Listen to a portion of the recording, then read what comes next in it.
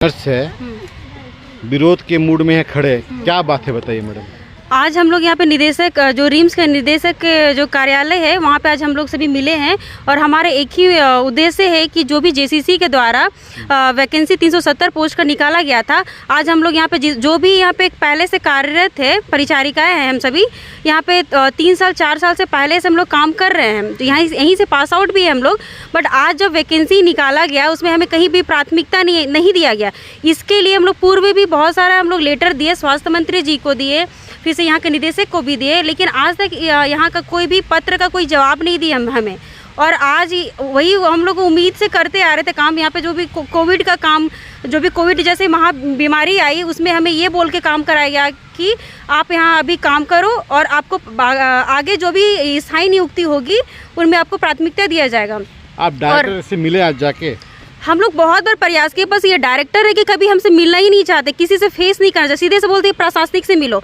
हम प्रशासनिक से जबकि हम लोग पहले ही मिल चुके, उनका भी रिस्पांस कुछ अच्छा नहीं रहा।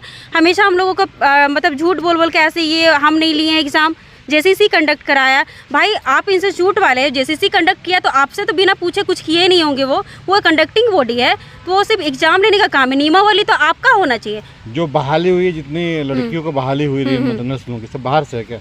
सारे लोग अभी कुछ क्लियर नहीं है। रोल नंबर ऐसा रिजल्ट जो जारी किया वेरिफिकेशन के लिए जेसीसी के द्वारा, उसमें सिर्फ रोल नंबर है, कहीं भी नाम मेंशन नहीं है, परसेंटेज मेंशन नहीं है, कौन कहाँ का, कोई लड़का है लड़की है, कौन सा कैटेगरी के, हम कैसे माने? वो रिजल्ट ही ऐसा रोल नंबर वेरिफिकेशन के लिए निकाला गया है। आप बताइए मैडम, क्या पूरा मैटर है?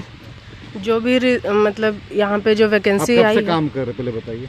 2018 से। और क्या घटना घटी है अभी आपके साथ? अभी जो रिम्स में 370 सीटों की वैकेंसी निकली है उसमें हमें प्राथमिकता नहीं दिया गया है, जबकि हम 2018 से काम कर रहे हैं। और हम पहले भी यहाँ पे मिले हैं, सारे डायरेक्टर से मिले, हेल्थ मिनिस्टर से मिले। हमें कोविड भी यही बोल के काम करवाया गया कि जब भी यहाँ पे परमानेंट रिक्रूटमेंट होगा तो आप लोग को प्राथमिकता दिया जाएगा। रिजल्ट निकलने के बाद मंत्री से मिले? बहुत बार। हाँ, बहुत बार। मंत्री जी से क्या आश्वासन मिला आप लोगों को? वो वहाँ भी यही बोला गया कि एग्ज़ाम ये जेएसएससी लिया है तो हम लोग उसमें कुछ नहीं कर सकते हैं, हाई कोर्ट का आदेश है तो हम लोग इसमें कुछ नहीं कर सकते हैं। वाले का तो आपने एग्जाम बढ़िया से नहीं दिए थे क्या? दिए थे एग्ज़ाम तो लोग। ये वैकेंसी मेनली क्या है, ऑल ओवर इंडिया पे निकला है।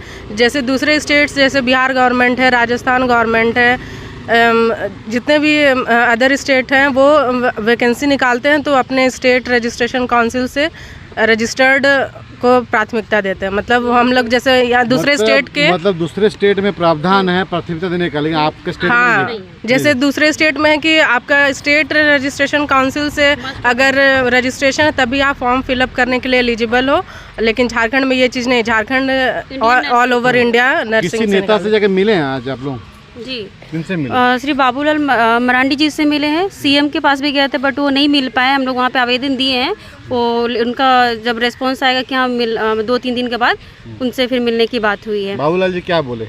बाबूलाल जी बोले कि ये तो बहुत गलत हुआ आप लोगों के साथ, तो इसका हम आगे कुछ करते हैं। अभी तो सारा हम लोग लेटर दिए, बात सारा हमारा मीटर सुने, वो बोले कि इनका हम कुछ करते हैं आगे। आप बताइए मैडम, क्या आपके नज़र में क्या है? देखिए सर, नज़र में यही है कि हम लोग को नज़र में किसी ने नहीं रखा। सबसे पहले तो 2020 से हम लोग यहाँ पे कार्यरत हैं। दूसरी बात कि हम एक मैडम बोले 2018 2020। हाँ, तो वो बैच डिफरेंस है। पास आउट स्टूडेंट्स को रखा जाता है। जैसे हम लोग यहीं से रांची रिम्स के ही स्टूडेंट है जो बीएससी पास आउट करते हैं, तो ये लोग हमारे सीनियर बैच है। उसके बाद जूनियर जैसे जैसे पास आउट होते हैं वैसे वैसे नियुक्ति होता है। सबसे बड़ी बात है कि हम किसी मानदेय क्या आपने? 10,000 रुपये। और सबसे बड़ी बात यह है कि हम दूसरे के पास तो दरवाज़ा तब खटखटाएंगे ना जब मेरा कोई अपना नहीं देखेगा। निर्देशक महोदय का कहना है कि हम लोग 1 बार नहीं, 2 बार, 3 बार, 4 बार गए पर वो मिलेंगे नहीं, क्योंकि उनका कहना है कि हम नहीं जानते हैं। कितने आप लोग हैं टोटल? अभी टोटल में हम लोग यहाँ पे 50 है।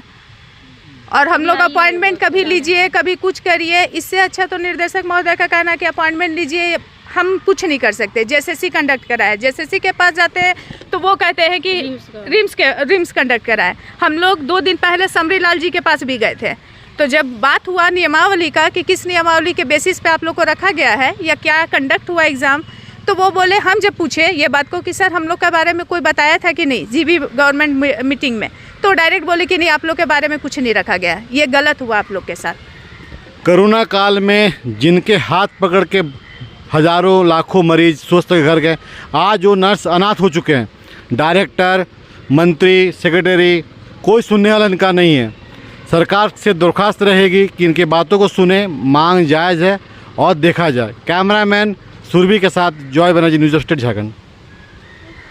सर, बाहर में जो नर्सें विरोध कर रही है कि भाई रिम्स में जो अभी एग्ज़ाम हुआ ये नर्स बहाली के, उसमें प्राथमिकता उनको दिया नहीं गया, किसी का नाम नहीं आया।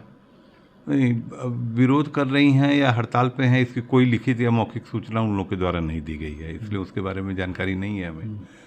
और जहाँ तक बहाली का प्रश्न है, तो हम लोगों ने अपनी पूरे इसको नंबर को 370 नर्सेज के बहाली के लिए हम लोगों का अपना कोई रोल नहीं है। उसमें कर्मचारी चयन आयोग को हम लोगों ने नंबर दे दिए हैं कि इतने नर्सेज हमको चाहिए, तो वो बहाली की सारी प्रक्रिया वहाँ के द्वारा हो रही है, इसलिए रिम्स उसमें कहीं नहीं है। वो लोग बहाल करके हमें देंगे, हम लोग उन्हें यहाँ। लेकिन मंत्री जी की तरफ जो कमिटमेंट दिया गया था कि भाई जो भी बहाली होगी उसे प्राथमिकता दिया जाएगा, परसेंटेज आप लोगों को रखा जाएगा, इतने परसेंटेज को लिया जाएगा, इस तरह से घटना नहीं ऐसा घटी। परसेंटेज और इसकी जानकारी मुझे नहीं है।